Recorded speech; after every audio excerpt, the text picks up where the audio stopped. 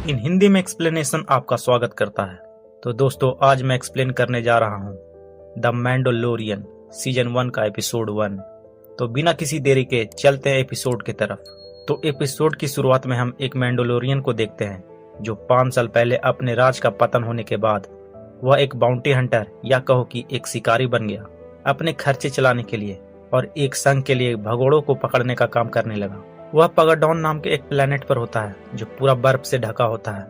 वह वहां अपने शिकार के लिए एक बार में जाता है और वहां हाथापाई के बाद अपने शिकार को पकड़ कर ले जा रहा होता है और अपनी स्पेसशिप पर पहुंचता है। स्पेसशिप को टेक ओवर करने के दौरान हम देखते हैं कि एक मॉन्स्टर शिप को पकड़ लेता है और तभी मैंडोलोरियन अपना हथियार निकालकर उस मॉन्स्टर को सौंप देता है और प्लेनेट पगडॉन से अपने शिकार को लेकर निकल जाता है और एक नेब्रो नाम के प्लेनेट पर पहुंचता है।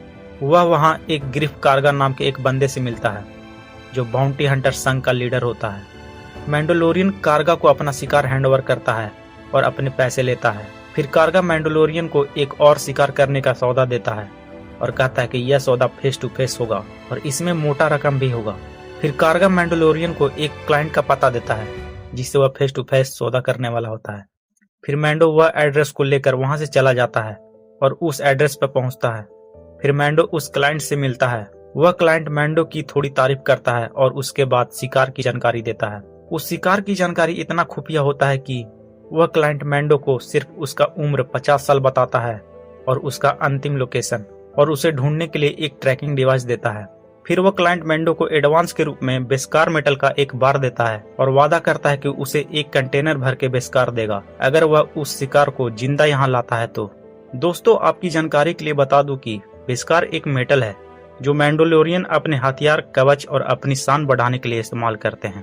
फिर मैंडो उस क्लाइंट से सौदा करके एक दूसरे मैंडोलोरियन के पास जाता है जो कवच बनाने का काम करती थी। फिर मैंडो उसे बेस्कार का बार देता है और कुछ पैसे देता है। फिर वह फीमेल मैंडोलोरियन उस बेस्कार स्टील से एक कंधे का कवच बनाती है। फिर मैंडो अपने शिकार के लिए एक अरवला 7 नाम के प्लेनेट पर पहुंचता है जहाँ पूरा रेगिस्तान होता है। मैंडो अपनी शिप से निकलकर ट्रैकिंग डिवाइस से अपने शिकार का पता लगाता है पर तभी एक ब्लर्ग नाम का जानवर उस पर हमला कर देता है। तभी एक क्विल नाम का बुजुर्ग ग्रहवासी मैंडो को बचाता है जो खुद ब्लर्ग पर सवार होता है। क्विल मैंडो को पहचान लेता है कि वह एक बाउंटी हंटर है और वह उसकी मदद करने को कहता है। फिर क्विल मैंडो से बोलता है कि तुम्हारी तरह पहले भी कई शिकारी आए थे उस शिकार के लिए जिसके लिए तुम आए हो, मगर वह सभी मारे गए।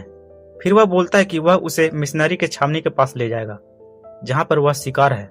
फिर क्विल कहता है कि वहां पहुंचने के लिए उसे ब्लर्ग पर सवारी करनी होगी क्योंकि वहां सिर्फ चुपके चोरी ही पहुंचा जा सकता है। फिर हम देखते हैं कि क्विल मैंडो को ब्लर्ग की सवारी करने के लिए ट्रेन कर रहा होता है।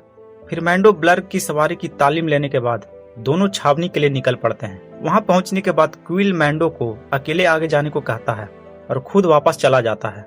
फिर मैंडो उस छावनी को दूरबीन से देखता है जहाँ बहुत सारे पहरेदार होते हैं। तभी मैंडो नोटिस करता है कि वहाँ एक शिकारी ड्रोइड पहुंचा होता है और कुछ ही सेकंड में वह ड्रोइड सभी पहरेदारों को मारने लगता है। फिर मैंडो नीचे जाकर उस ड्रोइड से मिलता है और अपनी पहचान बताता है और कहता है कि वह एक ही संघ में है और दोनों को एक ही काम मिला है। फिर मैंडो उस ड्रोइड से शिकार को मिलने के बाद इनाम आधा आधा करने की बात करता है। फिर तभी वहाँ और भी पहरेदार पहुंच जाते हैं और उन दोनों पर हमला करने लगते हैं। फिर दोनों प्लान बनाकर सभी पहरेदारों को मार गिराते हैं और उस छावनी का दरवाजा तोड़कर अंदर जाते हैं। अंदर वह कुछ और पहरेदारों को मारते हैं और अपने शिकार की तरफ बढ़ते हैं। शिकार एक गोल से बॉक्स में बंद होता है जिसको खोलने पर एक हरे रंग का लंबे कानों वाला एक बच्चे जैसा क्रिएचर को देखता है। उसे देखने के बाद वह ड्रोइड कहता है कि उसे इस क्रिएचर को मारने का ऑर्डर मिला है और वह ड्रोइड उस क्रिएचर को मारने के लिए अपना ब्लास्टर आगे करता है पर तभी मैंडो उस ड्रोइड का भेजा उड़ा देता है जिससे ड्रोइड वहीं निपट जाता है। फिर मैंडो उस क्रिएचर की तरफ अपना उंगली आगे करता है और इसी के साथ यह एपिसोड यहीं खत्म हो जाती है। तो दोस्तों अब हम एपिसोड 2 देखेंगे और इस एपिसोड का नाम है द चाइल्ड। तो दोस्तों एपिसोड की शुरुआत में देखते हैं कि मैंडो उस हरे बच्चे को लेकर स्पेसशिप की तरफ बढ़ रहा होता है। तभी मैंडो पर ट्रांडोसन टुकड़ी के कुछ योद्धा हमला कर देते हैं मगर मैंडो उन सभी से लड़कर उनसे निपटता है पर तभी वह देखता है कि एक योद्धा बच्चे को मारने के लिए जा रहा होता है। तभी मैंडो अपने स्नाइपर से उसे खाक कर देता है। फिर हम आगे देखते हैं कि मैंडो अपने घाव को शॉक देकर ठीक करने की कोशिश करता है जो उसे ट्रांडोसन योद्धा से लड़ने के दौरान कट गया था। तभी हम देखते हैं कि वह हरा बच्चा अपने पालकी से निकलकर मैंडो के पास आता है और अपने हाथ को मैंडो के घाव तक रखने की कोशिश करता है मगर मैंडो उसे उठाकर पालकी में बंद कर देता है। फिर मैंडो उस बच्चे के साथ अपने स्पेसशिप के पास पहुंचता है, मगर वह देखता है कि बोने जैसे एलियन जो जवाज प्रजाति के नाम से जाने जाते हैं, वह मैंडो के स्पेसशिप का पार्ट निकालकर अपने वाहन में शिफ्ट कर रहे होते हैं। यह देखकर मैंडो 2-3 जवाज को अपने स्नाइपर से उड़ा देता है। जवाज अपने पर हमला होता देख अपने वाहन के अंदर चले जाते हैं और भागने लगते हैं। मैंडो उनके वाहन में लटक जाता है और वाहन में घुसने की कोशिश करता है, मगर थोड़ी कोशिश के बाद मैंडो उनके वाहन के ऊपर तक पहुंच जाता है, मगर सभी जवाज मिलकर मैंडो के ऊपर हमला करते हैं, जिससे वह वाहन के नीचे गिरकर बेहोश हो जाता है। होश आने के बाद मैंडो अपने स्पेसशिप में जाकर चेक करता है और उसे स्टार्ट करने की कोशिश करता है, मगर वह स्पेसशिप सिर्फ धुआं छोड़ रही होती है। फिर मैंडो अपना स्पेसशिप छोड़कर उस बच्चे के साथ पैदल ही निकल पड़ता है और हम देखते हैं कि मैंडो दोबारा क्विल के पास पहुंचता है। क्विल उसे देखकर हैरानी से बोलता है कि उसे लगा था कि मैंडो मर चुका है और उस छोटे बच्चे को भी देखता है। मैंडो अपने स्पेसशिप के बारे में क्विल को बताता है और कहता है कि वह तबाह हो चुका है और बोलता है कि जवाज से शिप के पुर्जे लेना भी मुश्किल है। इस पर क्विल बोलता है कि जवाज तबाह नहीं करते बल्कि चुरा लेते हैं और कहता है कि उनसे पुर्जे वापस चाहिए तो उनसे सौदा करना होगा। क्विल मैंडो को जवाज के पास ले जाने का वादा करता है। इधर हम बच्चे को देखते हैं जो एक मेंढक को पकड़कर गटक लेता है। फिर मैंडो और क्विल उस बच्चे के साथ जवाज से मिलने रात में ही निकल पड़ते हैं और सुबह होते होते वह जवाज के वाहन के पास पहुंच जाते हैं, मगर क्विल नोटिस करता है कि जवाज मैंडो को देखकर भड़क रहे होते हैं।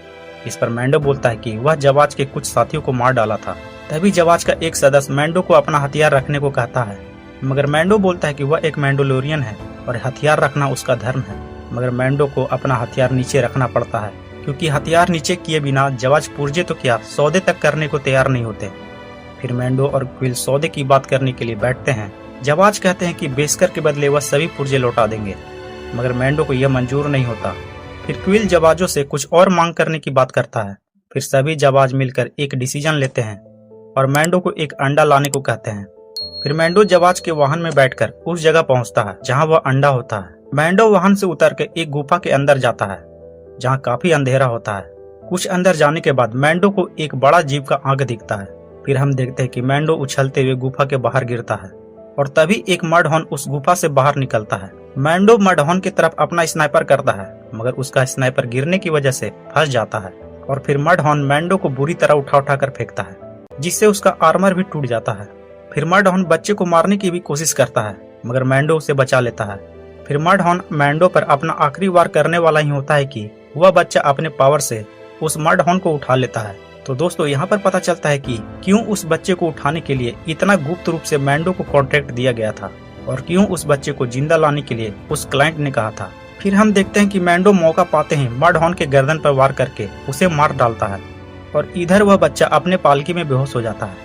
फिर मैंडो जवाजों को अंडा देता है और जवाज उस अंडे को काट कर खाने लगते हैं। फिर मैंडो अपने स्पेसशिप का पार्ट लेकर अपने स्पेसशिप की तरफ बढ़ता है। इस बीच मैंडो और क्विल बच्चे के बारे में बात करते हैं कि उसने मडहॉर्न को कैसे उठा लिया। मैंडो कहता है कि उसे कुछ समझ में नहीं आ रहा। फिर दोनों स्पेसशिप के पास पहुंचते हैं और उसको मिलकर रिपेयर करते हैं।